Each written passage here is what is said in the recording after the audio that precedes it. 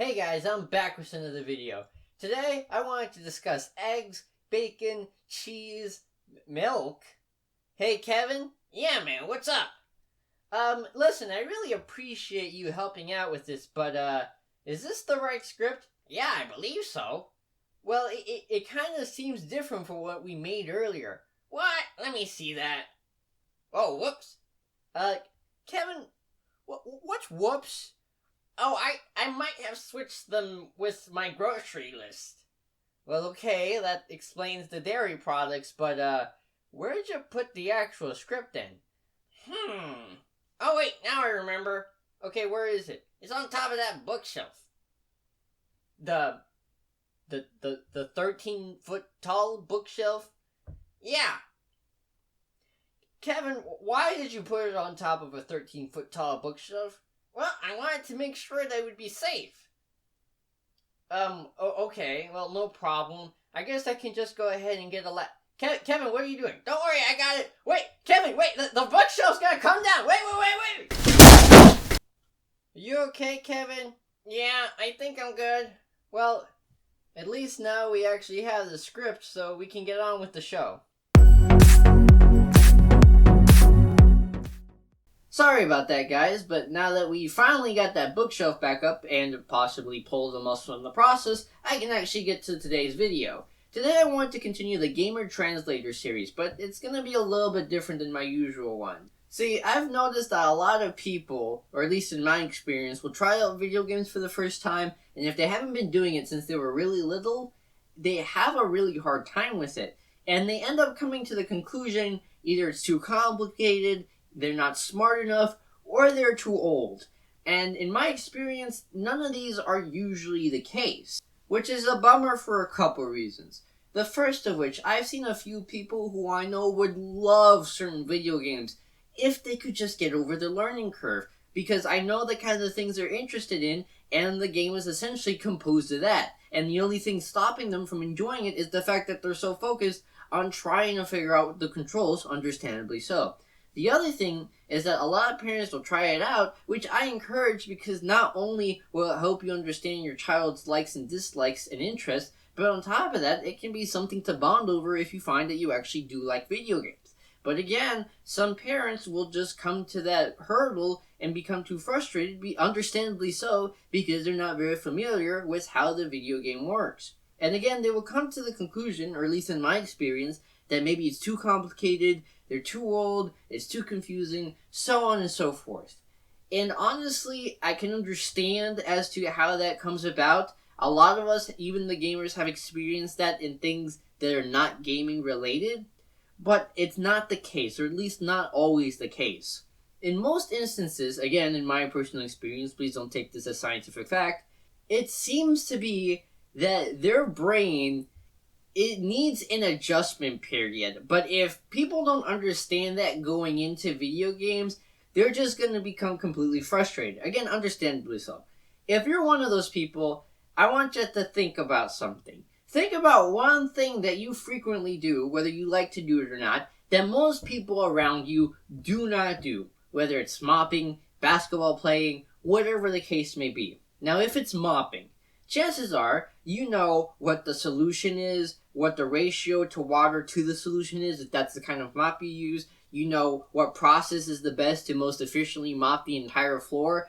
Nothing is particularly complicated about mopping, but there's a couple things that if you've never mopped before and your brain isn't really acclimated to it and you just kind of hand somebody a mop, they're probably going to mess up here and there. They're probably not going to get the ratios right unless you give them a step-by-step instruction book. They're probably not really going to know how to start the floor until you kind of guide them. Things like that. Or basketball. Chances are, if you're decently proficient at basketball and you're standing at a decent distance from the hoop, chances are you're going to be able to shoot it and for the most part get it into the hoop. Because your brain has already acclimated to the angle, the velocity, and other physics stuff that you actually need to consider when you throw that ball. But when somebody who's never played basketball or hardly ever played basketball before, they're going to start overthinking it and become frustrated possibly because their brain hasn't already been adjusted to how to throw the ball, how high, how far, so on and so forth. Or perhaps another calming activity that a lot of people don't know how to do, even though I think they should. There's a whole video in the description down below. Cooking. Now, if you are somebody who regularly cooks, there's a lot of things that you do quite possibly instinctively without even realizing it. For instance, perhaps you know that whenever you use a pot or a pan, you make sure to keep the handle to the side, because if the handle is sticking over the edge of the stove, you run the risk of knocking over the pot or the pan anytime you walk by the stove or anytime anybody else walks by the stove. Now, as I'm sure you've already figured out, subtle things like this also exist in gaming. For instance, most gamers will probably already know that depending on which controller you have, it's either going to be the letter A or the letter X that will equal enter. Or, again, depending on which controller you have, it's going to be either the letter B or the letter O that's going to equal cancel or back. And of course, if you have some sort of projectile weaponry on you in the game, it's probably going to be mapped to the triggers. All of these things are instinctively known by most gamers. Just like how somebody who knows how to drive knows that green means go and red means stop. Our brains are already trained to associate those buttons with those actions, because that's how they've been assigned in most games. But if you're not familiar with games, your brain will not automatically associate these buttons with these actions. So you actually need to focus on pressing the button. This is why it becomes a major learning curve for new players, because their brain isn't already trained to know these kinds of things. Or perhaps other things. Perhaps there's a throwing mechanic in games. If people have been gaming for a while, they probably get the hang of it pretty quickly because they know how things will react in the gaming world. But somebody who hasn't been throwing that thing in the gaming world probably won't get it very quickly. Just like somebody who hasn't been throwing basketballs for a very long period of time probably won't figure out how to throw the basketball very well until some practice is done, because their brain simply isn't trained to do that quite yet. So you need to be aware of this when going into the game, that it's not because you're stupid, it's not because it's complicated, it's simply your brain needs time to acclimate to it. Your brain needs to learn how to immediately figure out things in the game. Your brain needs to learn what buttons are normally associated with these kinds of things. Now, that being said, if you are a gamer trying to introduce somebody else, perhaps a parent, into gaming, you do need to make sure that whatever game you choose, it is something that isn't overwhelming.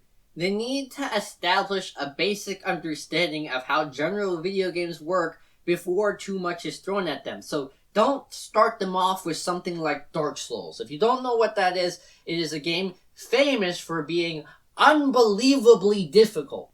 It might be a good idea to start them off with a game that seems a little bit overly simple for most gamers. Not because they're stupid, but because the closer you can get to just basic gameplay, the easier of a time they're going to have building a basic foundation and their understanding of games, so that way when they move on to a better or more complicated game, they already have that foundation. Now, the other thing, even if it's a little overly simple for most gamers, make sure the game revolves around the things you know they like. Because even if they figure everything out really easily, if their first exposure is extremely boring, that might leave a very bad taste in their mouths for this kind of thing. So let's say hypothetically you were tasked with introducing your dad to video games. If he's the kind of guy who likes explosions, headbanging, rock and roll, maybe don't start him off with Animal Crossing. Or perhaps he is the kind of guy who's relaxed, kind of likes doing things at a slow but gentle pace, likes seeing things grow, then yeah, Animal Crossing might be a better idea. Or maybe he's more like a mechanic or an engineer, has that kind of mind. Then perhaps Portal or Portal 2 might be a better idea to introduce him to. So here are my basic recommendations. If you're introducing gaming to somebody who is really into hard rock, things like Kiss, AC/DC, Led Zeppelin, then I would definitely recommend Brutal Legend. To start out with, the entire soundtrack is pretty much that kind of music. It includes people like Kiss, Black Sabbath, Motley Crue, and people like Ozzy Osbourne even make an appearance in the game. On top of that, the entire game itself essentially looks like a heavy metal cover. Now, I'm personally not a big fan of this game. It's just not my kind of game. And on top of that, it is rated M. So, unfortunately, it does have a lot of foul language in it. And that's just something I do not like in my video games and just stay away from in general. That being said, it does have a really nice feature at the beginning. As you're going through the story mode, at the beginning, right before it says any foul language, it actually stops and gives you the option to either censor the rest of the video game or just continue through it uncensored. That way people like me who don't enjoy the foul language can still play through the game without problem, and people who don't mind or do enjoy the foul language can still play through it. This way both people have that option and both kinds of people can still enjoy the game. And it has a similar censorship option for gore. But combine everything I just said with the fact that none of the mechanics or the controls are very complicated, this game can be really great for new gamers who are really into this kind of music. Even if you're an experienced gamer, you still might like it. If you're introducing gaming to somebody who kind of likes to work at their own pace, perhaps they like to grow trees or plants. Perhaps they like to work on very meticulous projects over a long period of time. Then definitely Animal Crossing. It's a pretty calm and relaxing game. Nothing in there is too complicated. And if anything does confuse them, the game isn't very fast-paced or moving. So they should have plenty of time to sit there and try to figure out whatever is confusing them. Now, like I mentioned earlier in the video, if we're talking about a mechanic or an engineer or just somebody who really likes puzzles, then that's a no-brainer. Pun very much intended. Definitely the Portal game. The controls in this game aren't very complicated. The main complexity comes in the mechanic and the actual puzzle solving, which is the part of the game that people like this actually enjoy trying to figure out. And if there's anything about the controls that actually does confuse them, or anything about the game in general that does confuse them, since the game isn't like constantly pushing you to move forward and it's not fast paced or anything like that, they can actually sit there and experiment and actually have time to figure out how the game works. So it's not stressful trying to figure out the controls, and once they do, the actual complicated part is the kind that they will actually enjoy. Now, if they're the kind of person who likes to make things, then I would actually recommend one of the Dragon Quest Builder games. Now, I know that it might seem weird I don't immediately recommend Minecraft, but just hear me out on this, okay? If somebody isn't particularly familiar with gaming and you enter them into Minecraft, they really don't know how the game works, and it might seem aimless to them. They might sit there and be like, okay, what do I do now?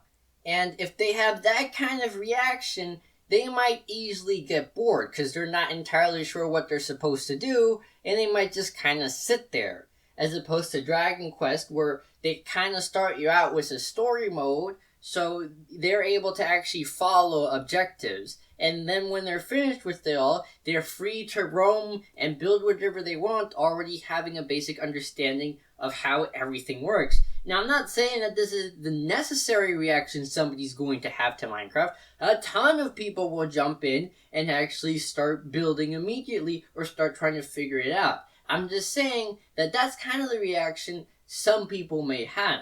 So if you do introduce them to Minecraft, it might be a great idea to actually play it with them so that they have some sort of guidance and don't just kind of sit there being like, okay, now what do I do? I'm not a huge fan of these kinds of games, not entirely sure why, just not really my thing. But for somebody who's kind of like, I want to build whatever I want, they will love these games, which is kind of odd because I also like to put things together. I really don't know why I don't like these kinds of games, but for most people, they'll love these games. It's just that if you put them into these kinds of games and there's no guidance built into the game, it might be a good idea to go ahead and play with them because they might sit there and be like, okay, what do I do now? Especially if they don't understand how the world actually. Well, guys, that's it for this video. I hope the skit at the beginning of the video was okay. I haven't really done different voices before, so that might not have come out too great, but I hope you guys enjoyed it anyways. If you guys have any other suggestions as to what kind of games would be great for newcomers, go ahead and leave it down in the comment section below. Otherwise, make sure to hit that subscribe button and that bell button. I post every other Sunday, and until then, hear nothing and listen to all. Bye. Bye, guys.